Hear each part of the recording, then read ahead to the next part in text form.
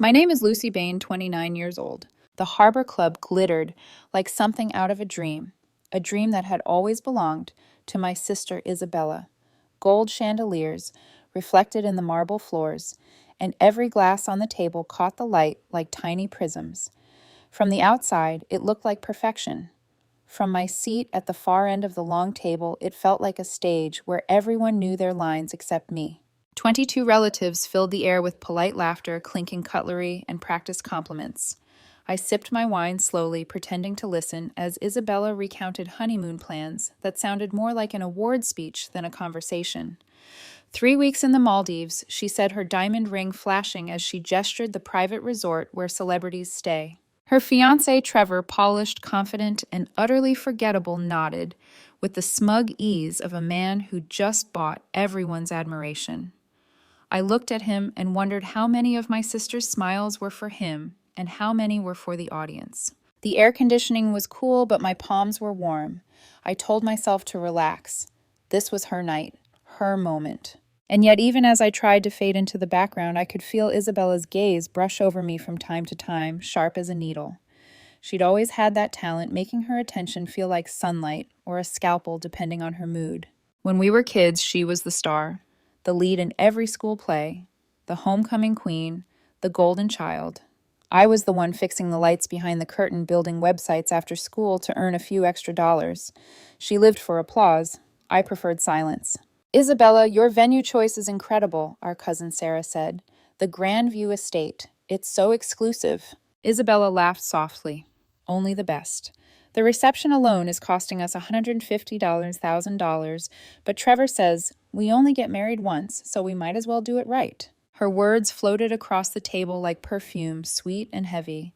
I forced a smile, nodding, as if impressed, and glanced down at my reflection in the wineglass, muted, distant, forgettable. Then came the inevitable. "Lucy," my mother said, suddenly breaking through the chatter, "you've been awfully quiet tonight." All eyes turned toward me. I felt a flush creep up my neck.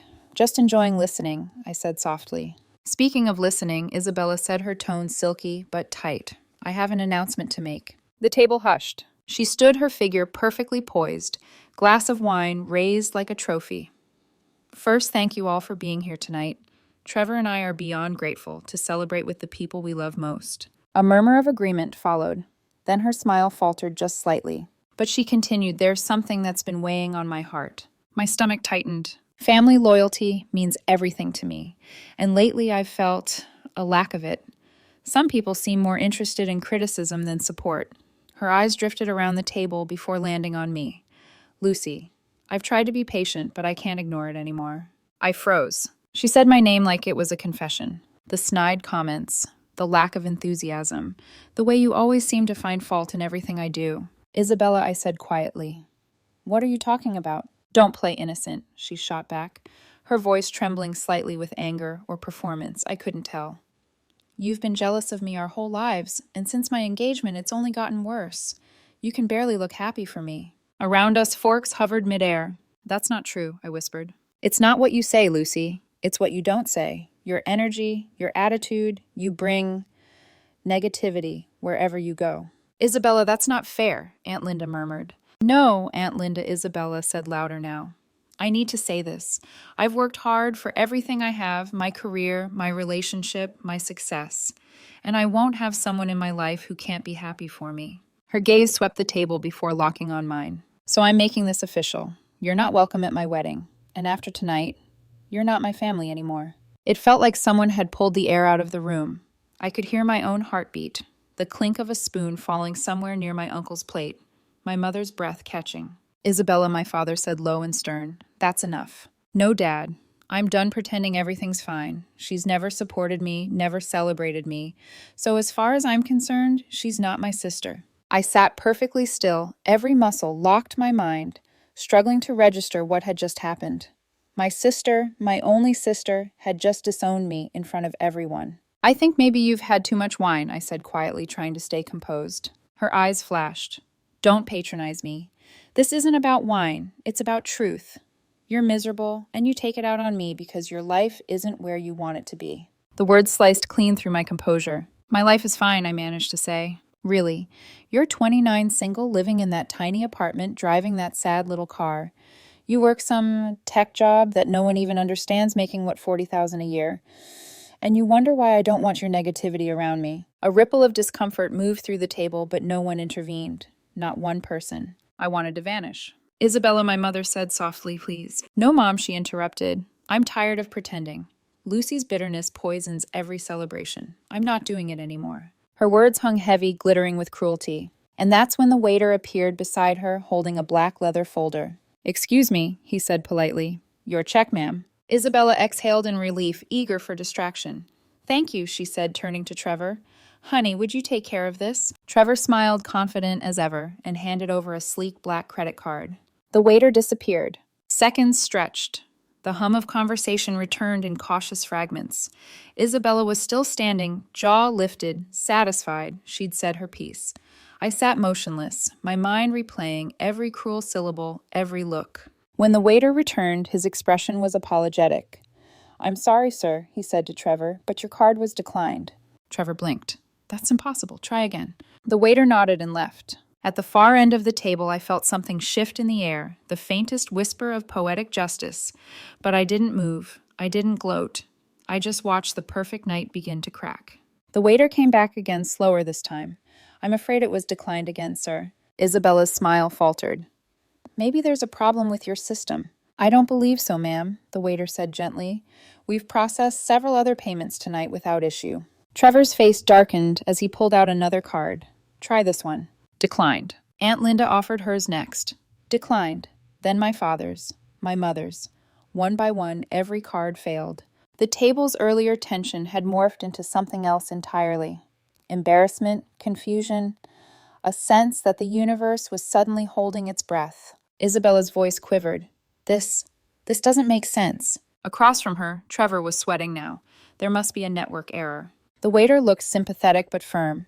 Perhaps you could call your bank. I looked at Isabella, her face pale, her confidence bleeding out, and felt an ache of something complicated. Pity. Vindication. Sadness. Then I reached into my purse. Excuse me, I said quietly. Try this card. Every head turned toward me. The waiter took it, glanced down, and his posture changed immediately. Of course, Miss Bain, he said, his tone shifting to one of respect. Right away. Isabella's eyes flickered. Ms. Bain, she repeated, uncertain. The waiter disappeared again, and in those few seconds of silence, I realized everything was about to change. The silence at the table was thick enough to touch. I could feel every breath, every darting glance. Forks lay abandoned glasses half raised, and the scent of truffle butter suddenly felt nauseating. The waiter returned, not alone this time. A tall man in a tailored navy suit followed him, his polished shoes whispering against the marble floor. Ms. Bain, the waiter said, placing my card gently on the table. Everything is taken care of. And this is Mr. Whitmore, the owner of the Harbor Club. The man extended his hand with practiced grace. It's an honor to finally meet you in person, he said, his smile professional, yet warm. Thank you for dining with us tonight. I felt 20 sets of eyes burning into me. Of course, I said quietly, shaking his hand. Ladies and gentlemen, Mr. Whitmore continued, addressing the table, you're in excellent company.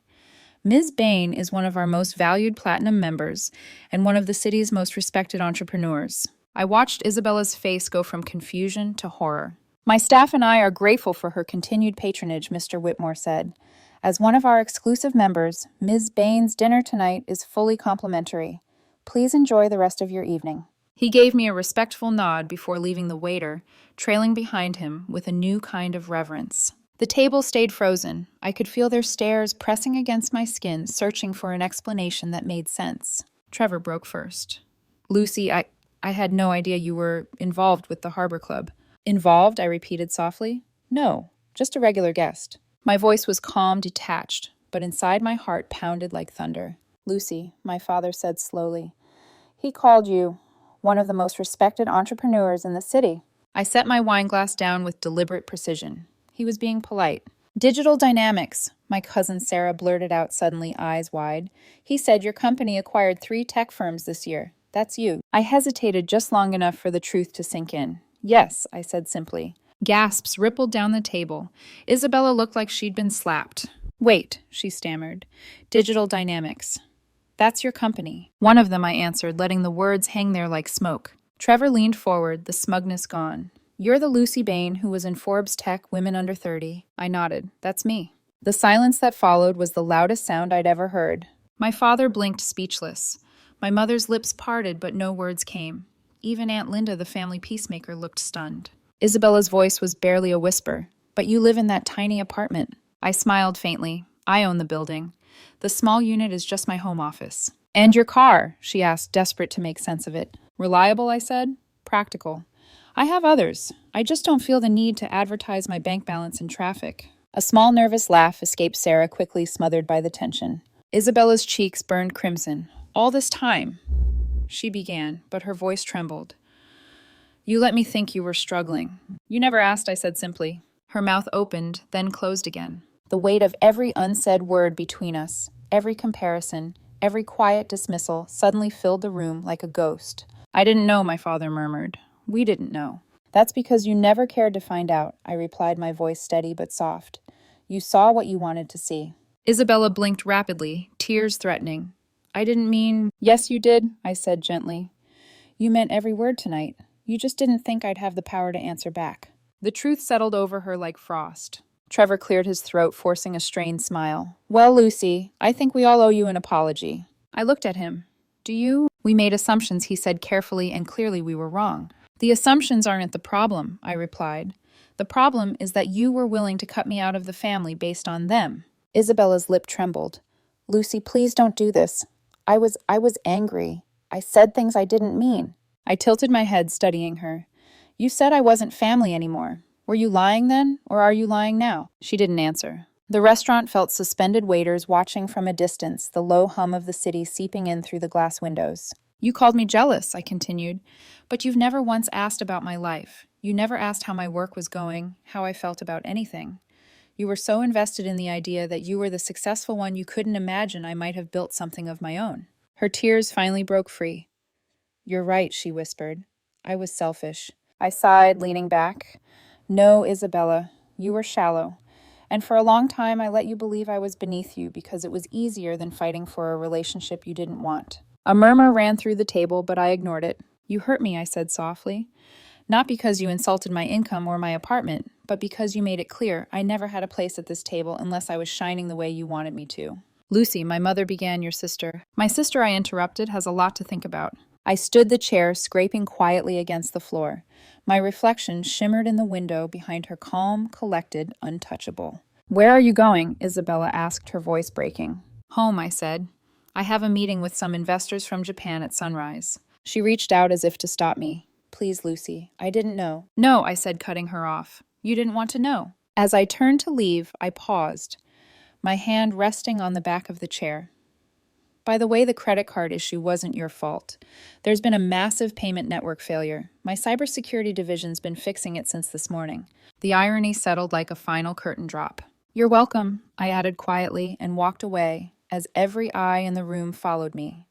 The girl they'd once dismissed now walking out as the only one who'd ever really built anything real. The next morning, sunlight poured into my penthouse office glass walls. Quiet hum of the city. The skyline shimmering like a secret I no longer had to hide. Normally, I'd have been reviewing reports from our cybersecurity division or prepping for my investor call, but all I could think about was last night. The looks on their faces, the silence after my card cleared, the way Isabella's voice cracked when she realized who I really was. My phone vibrated. 12 missed calls, 4 from my mother, 3 from my father, 5 from Isabella. I didn't answer any of them. By noon, an email from our PR team popped up, subject line, viral mention. The Harbor Club incident. I groaned. Some restaurant guest had caught part of it on video, Isabella's speech, the declined cards, the owner greeting me. It was already circulating online. Mystery Tech CEO humiliates family at engagement dinner. Not the kind of press I wanted, but I couldn't say it wasn't accurate. I turned off my phone and stared out the window. When you spend years being underestimated, invisibility becomes your armor. But once people see you, really see you, that armor burns away. At around 5 p.m., there was a knock on my office door. My assistant poked her head in. Ms. Bain, your sister is here. Of course she is. Tell her I'm busy. She says she'll wait. I sighed. Fine. 10 minutes. When Isabella stepped into the room, she looked nothing like the flawless woman from the night before. Her makeup was minimal, her hair pulled back, her posture uncertain. She clutched her purse like it was a shield. Lucy, she started, her voice trembling. I gestured to the chair across from me. You have 10 minutes. She sat down, her hands twisting in her lap. I came to apologize. Again. I leaned back, folding my arms.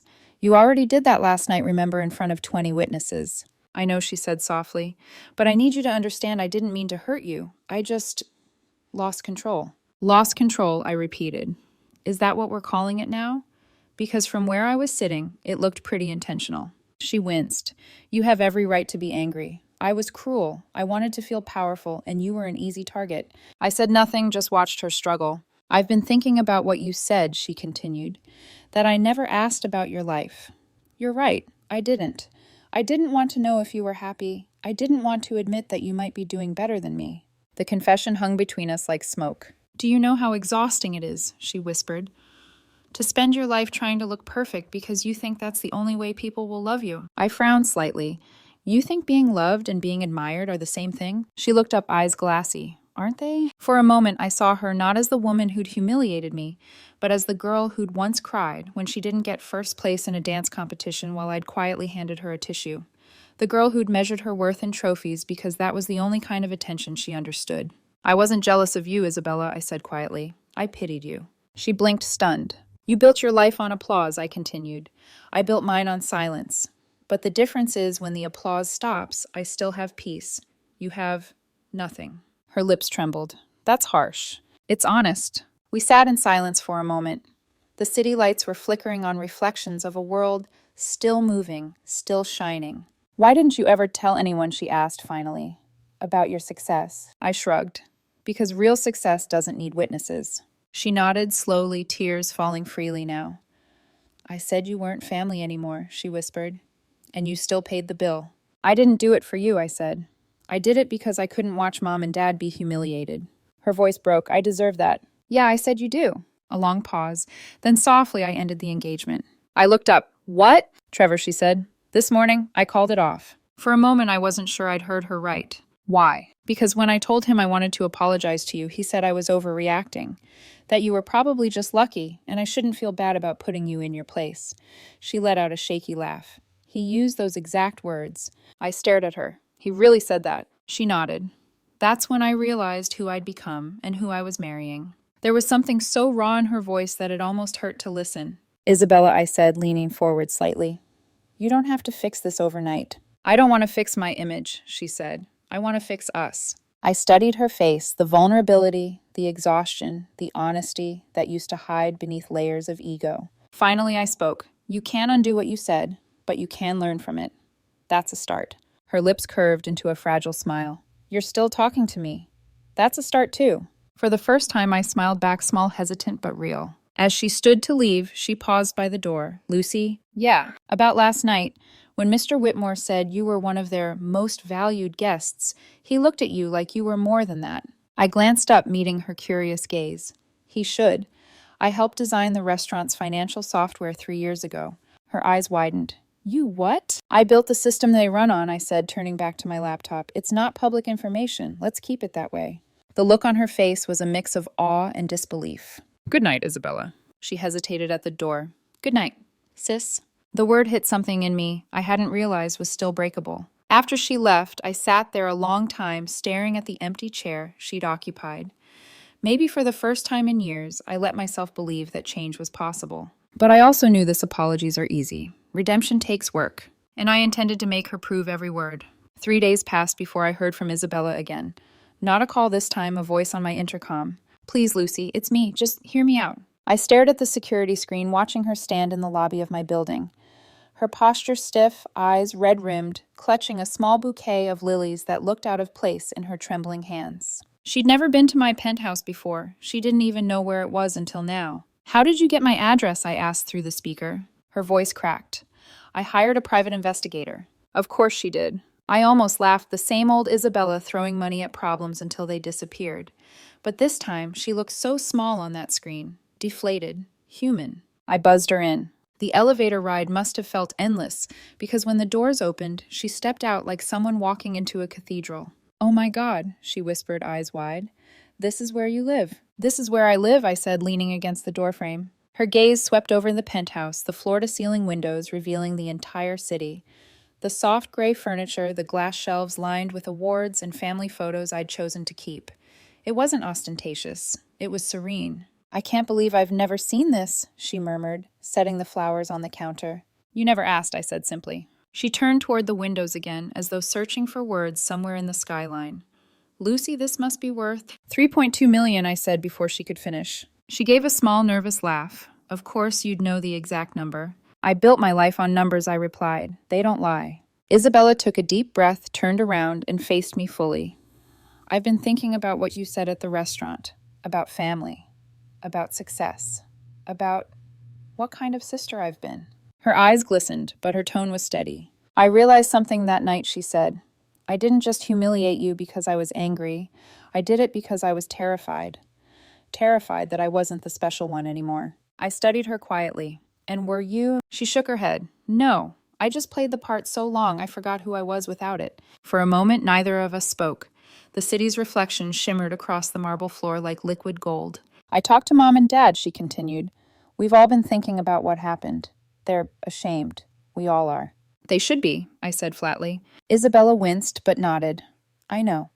And I need to tell you something else." I raised an eyebrow. Another confession. "Sort of." She hesitated, then said softly, "I called off the engagement." That made me pause. "You what?" "Trevor and I are done," she said. "When I told him I was going to apologize to you, he laughed. Said you were probably just lucky with some tech startup and that I shouldn't feel bad about putting you in your place." I stared at her, searching her face. "And what did you say to that?" I told him he was exactly the kind of shallow person I'd become, and that I was done pretending that was love. For the first time, I saw her shoulders relax as though saying it out loud had finally set her free. "Isabella," I started, but she lifted a hand. "No, let me finish," she said quickly. "You were right about everything. I built my whole life around appearances. I needed you to be smaller so I could feel bigger. I needed you to be ordinary so I could feel extraordinary. I told myself I deserved more, but the truth is," her voice cracked, "you deserve better. You always did."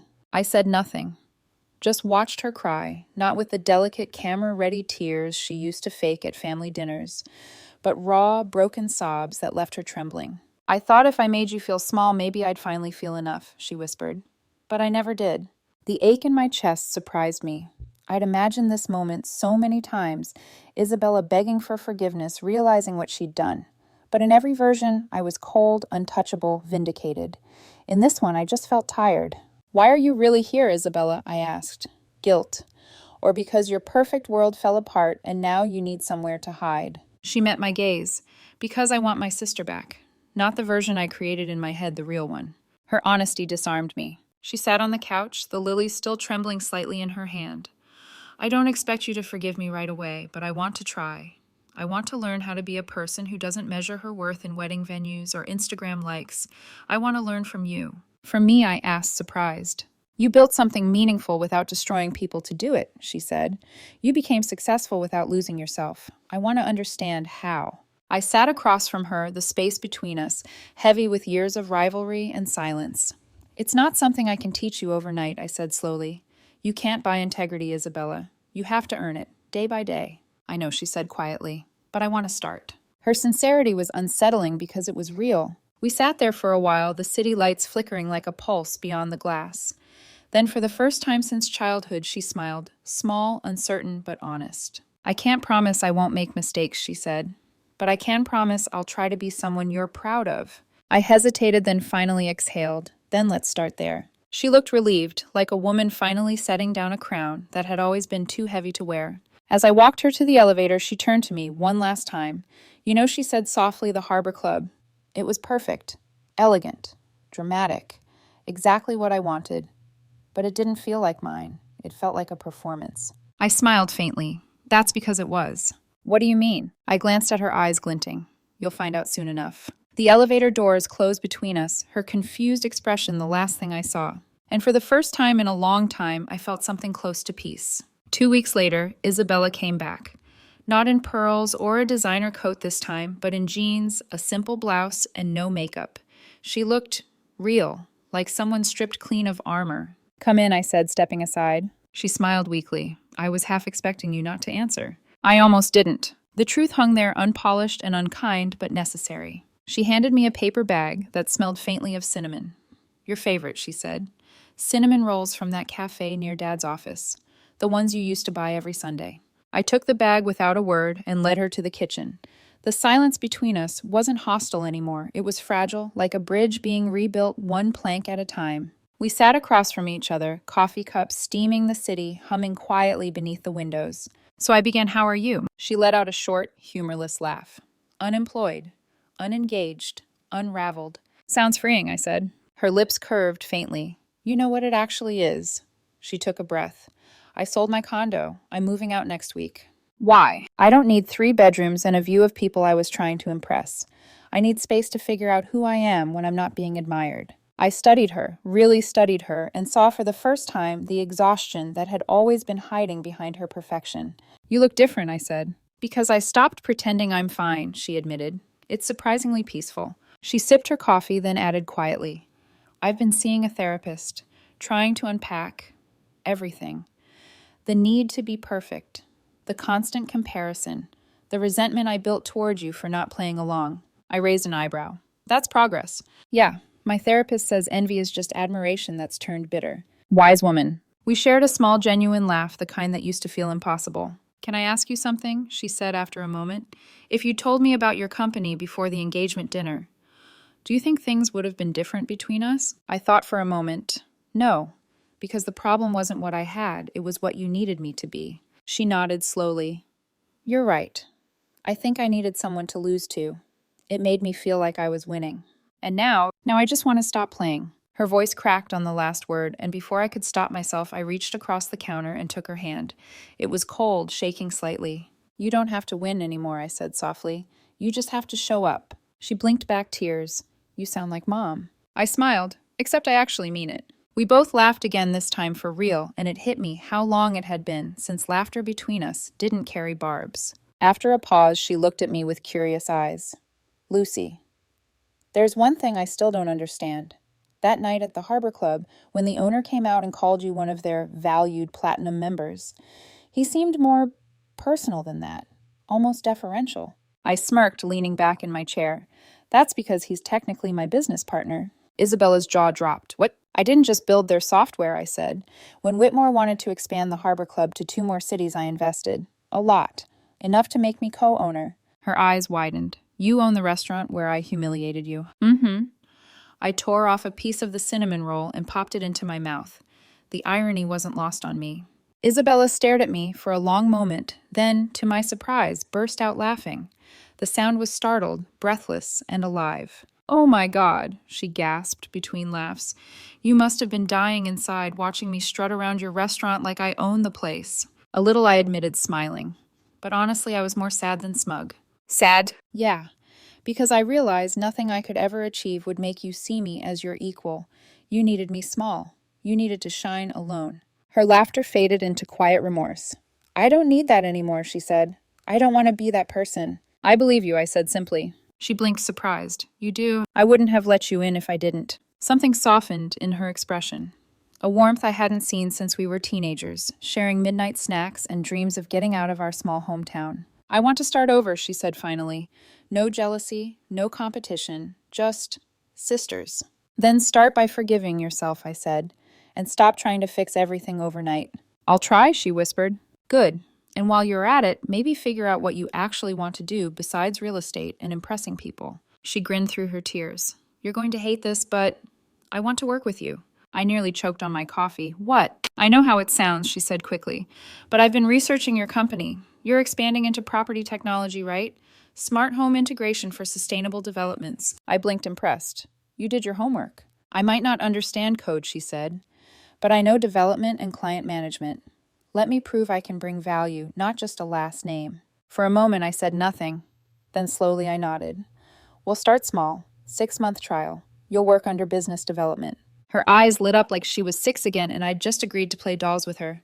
Deal. But one rule, I said firmly. You earn your place. No shortcuts. No family favors. She held out her hand. Deal, she repeated. I shook it.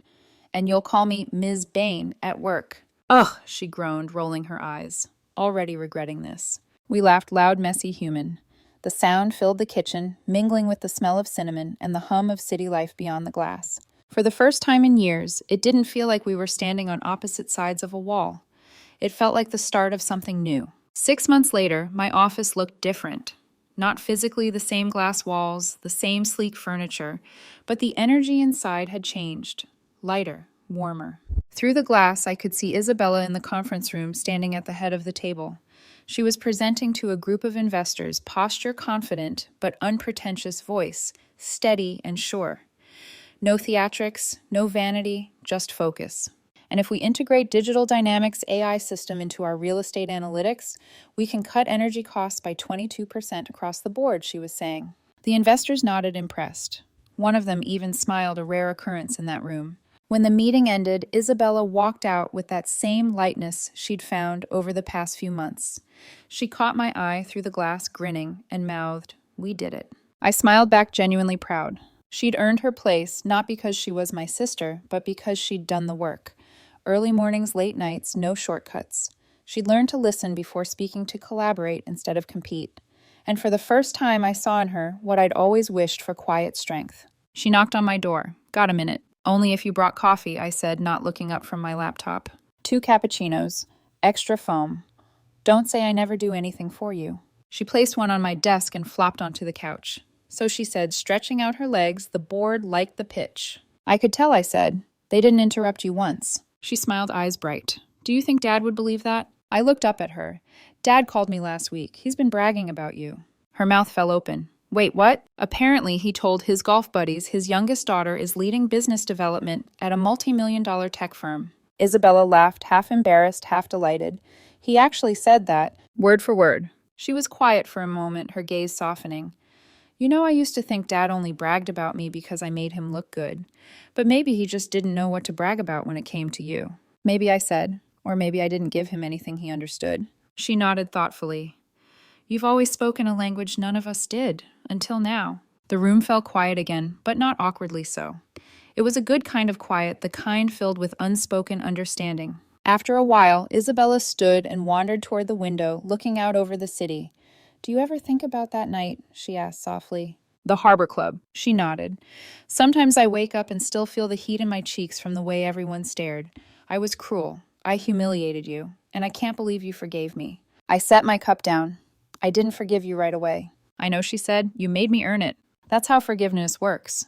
It's not charity, it's investment." She smiled faintly. "Still, thank you for investing in me."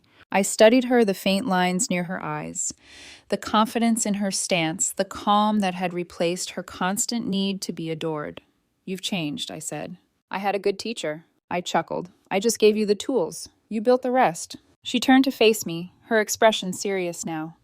"Lucy, I need to tell you something." "Go ahead." "I got an offer yesterday," she said carefully, "from a rival firm, a big one, twice the salary." I raised an eyebrow, and I turned it down. That surprised me. "Why?" She hesitated, then smiled. "Because for the first time, I'm not chasing money or titles. I'm chasing meaning. And I found it here." I leaned back in my chair, watching her, the sister who'd once defined herself through luxury and approval, now speaking like someone who'd finally come home. "You've grown up," I said. She grinned. "Took me long enough." Then, after a pause, "Hey, can we grab dinner tonight? My treat. I know a great place." "Oh yeah," I teased. "Where?" "The Harbor Club." I couldn't help but laugh. "You're kidding." "Nope. Thought it'd be poetic. You know, full circle." "All right," I said, shaking my head. "But I'm not paying this time." She grinned mischievously. "We'll see about that." That evening, the restaurant glowed just as beautifully as it had that infamous night, but this time there was no tension. Just the clink of glasses, warm conversation, and the comfortable silence between two women who'd finally learned how to love each other without competition. Isabella raised her glass. "To sisters," she said. I met her eyes. "To second chances." We clinked glasses. For a while, we sat there talking about everything and nothing. Work, family, dreams. Even childhood memories we'd both buried under years of resentment. And as I watched her laugh, head thrown back, eyes sparkling, I realized that the woman sitting across from me wasn't the sister who once disowned me. She was the sister who found her way back. When we finally stood to leave, the waiter appeared. With a familiar smile. "Ms. Bain," he said, handing over a receipt. Dinner is complimentary as always. Before I could respond, Isabella slid her card across the table. Not tonight, she said gently. Tonight I pay. The waiter hesitated, then smiled and nodded. As we walked out into the night air, Isabella slipped her arm through mine. Next time she said no, Harbor Club. Just take out and movies at your place. Deal. We walked down the quiet street, city lights painting gold across the pavement. And for the first time in our lives, I wasn't the forgotten sister and she wasn't the golden one. We were just two women flawed, healed, and finally whole, walking home together.